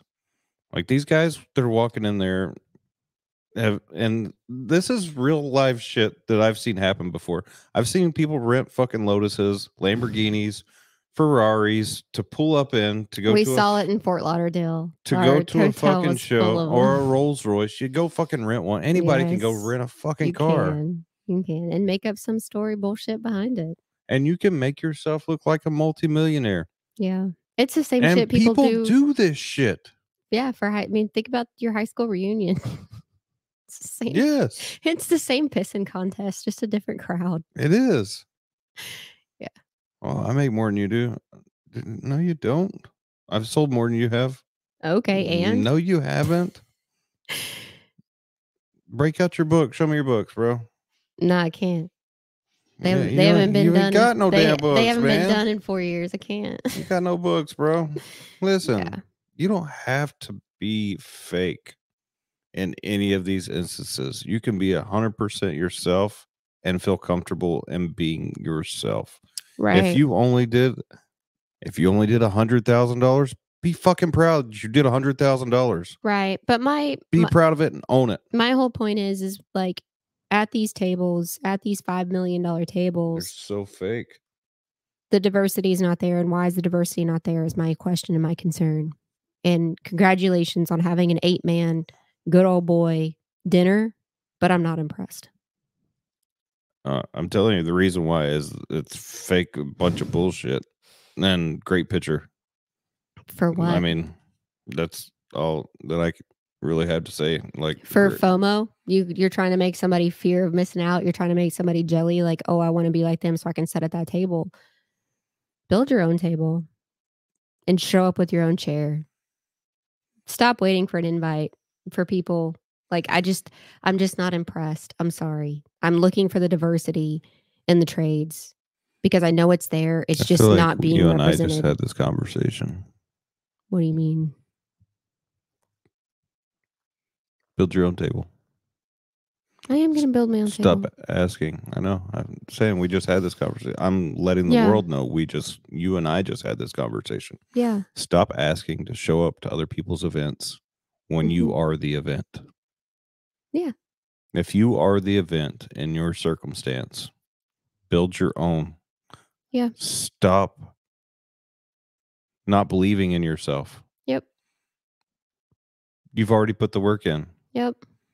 If you've put yourself out there and you've done this, and I'm going to speak to one person individually right now, the Cassie girl, her first time speaking, she put the work in to do that. Okay.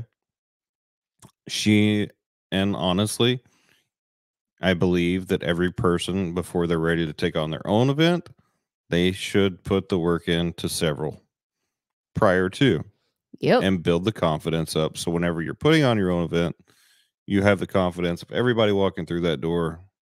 You're shaking their hands when you see them. Like, you're putting your face and your body language and everything in front of everybody that walks through that door as they enter into your event. And you're creating the hype right there on the front side. Yep. And then you're also engaging the crowd throughout the entire event until it's Yep. your time to talk. All right, it's your time to talk, and you get to disappear. And you completely disappear until the show is over. It's not that you're not watching the show. You need to go disappear and watch the rest of the show because you need to be able to understand what these people are going to download on you after the show. Or even during breaks. Because you're going to continue to engage. Mm-hmm. But there's a special way of engagement, is there not? Yes, there is.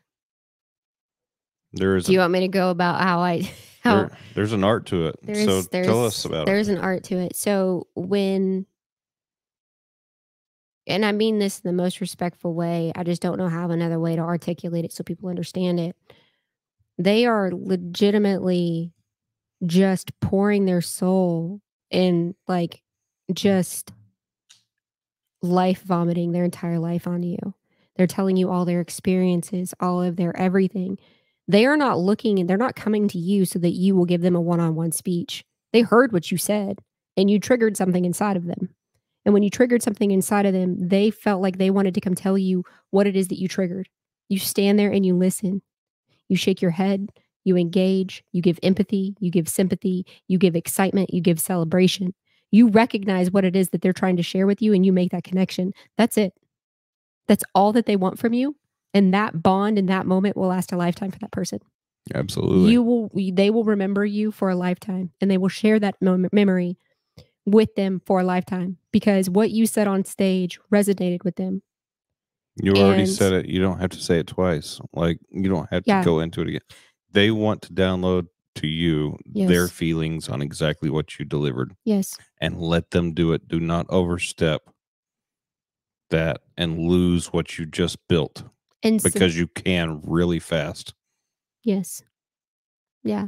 And so I kind of like allowing me when I spoke to open up to questions, I kind of pre-cut that off because I did openly allow questions to that. And the questions that were asked were so vulnerable, but I made everyone feel so safe that even asking the questions in a crowd that big, they even felt safe.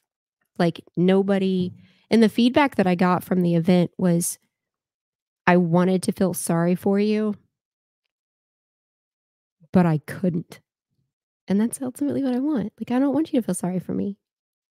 My circumstances sucked. Absolutely. Sucked. Past tense. But there's something that you can learn from them and you can grow just like I did. But I didn't tell you my story because I want you to cry for me. I told you my story so that you can connect and understand that everybody's got shit. And it's all overcomable. And here's the deal, is like a lot of the stories that were told on stage that day, they're former inmates. I heard that twice, I believe, from two of those speakers. I feel like it could be wrong. At least one for sure. At least one for sure. Former inmates, they've bounced back, they've done all these awesome things. Like, that's great. But not a whole lot of the population can resonate with that story because a lot of us have never been incarcerated. We don't know, like, we can't relate on that level.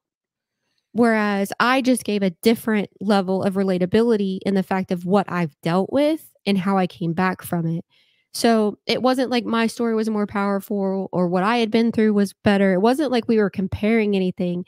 It was just that what I spoke to, it's just about what I spoke to and the vulnerability that I opened up and pulled the curtain back on was that probably maybe 50% of that room has dealt with some kind of it. I would go more 80. Yeah. So it was to some point in their life, from childhood to adulthood. It was amazing. Absolutely. But to me, the biggest part was that what people were willing to openly open up to in the crowd and talk about. Like, oh my gosh. Yeah, I know. Just blew my It mind. surprised the shit out of me too. Like, I just cannot believe that I was very excited. Mhm. I was also very sad at the same time. Yes. It just sucks. I mean,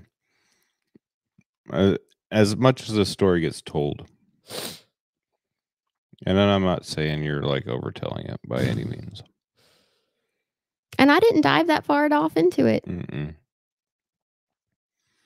But every time the story gets told, there's people that very much feel it and have at some point in their life crossed this path. Yeah. Whether they're currently dealing with it or it happened to them early on in life. Mm-hmm. Almost, I would say probably, I'm going to be a little conservative. I would say 60% of our population had experienced some sort of physical abuse. Yeah. Or mental abuse. I'm just going to say physical. Okay. And I think that is very sad It is indeed. and traumatizing just to think about that just in itself. Agreed. I also believe, and these are my beliefs, by the way, like no preconceived, no conversation. And we would switch the camera, by the way, if we could. I would, but my switcher's not working right now. But to that, like, also too, I just want you guys to know, like, the podcast is just audio. Long form content, video content, is there. The podcast is just audio. So Yeah. doesn't matter for the podcast portion. No. But there's so many people. And it makes me sad that have had to go through some portion of shit by somebody else. And like I said, again, these are my beliefs. Yes, sir. I believe that it's alcohol. And I'm not giving anybody a crutch by any means. A lot But of I the believe stories that we heard did have some type of either drug or alcohol involved in them. alcohol makes a lot of people feel like they're invisible. Can I stop you for a second? Like something Sure. just popped into my head. By sharing my story, I never thought until that day how much I need to be careful about the stories that I'm hearing. Because just like some of the other really good podcasters that we follow have cut back on that content and completely stopped that form of content. Yeah. I never realized by telling my story that I would open up to hear other people's stories. And so I think that for me, or I know that for me on Saturday, a lot of that was processing because I am such a sensitive person. And because so much has happened to me, I was almost able to put my feet in their shoes or at least in their room while it was happening and how I would feel in some of these stories that I was hearing. And I was like, "Ooh, Jen, you need to be careful. Like you already know. You need to just protect your mind space and just be vigilant of how many you're hearing, how much you're spacing them out. Like because you can overhear. I'm not a licensed trauma therapist. I can't I don't know You how don't know to how to put it in the trash. I don't know how to do that. That's not me. So I just need to be careful in that instance. And I can. I don't know why I can, but I can throw that shit in the trash. Not that it's trash. I don't misconceive what I'm saying. But you shouldn't have to take home the load of what was just dumped on you because you opened yourself It up. wasn't dumped on me. It was shared with Understand. me. And maybe I'm using the wrong words, but you know what I'm saying. I validate their experiences because here's the deal, and we talked about this on the car ride on the way back to the cabin after the event. ultimately, regardless of whatever that person says, that person could come back and be like, that wasn't abuse. Here's the deal. The person who felt it, and how they felt it is how they felt it. And if that's what they believed, that's what they believed, and they're going to forever and always believe that. So, yeah, if the person that delivered it doesn't feel like that was a problem for their child or spouse or whatever the case relationship is, yeah. They don't feel like that was abuse. It doesn't really matter what they feel. No. Because the person that received it is the one that gets to have the feeling. Yes. Not the person that delivered it. Right. You exited out on feelings the second that you delivered something to someone else. Yeah, absolutely. So I don't want to diss anybody in that aspect. And I want to continue to be a safe place for people to come to. I'm just saying that I had an aha moment where it was like, you do need to figure out how you're going to discard the stuff so that you're not carrying it. Right. I agree. And I think that there's going to be a way of which I deliver my story in a way of which I communicate with people after events and after I speak to maybe not get so much. Not get too much engagement. Not the engagement. I love the engagement because I love people and I love when people share their stories. It's the details.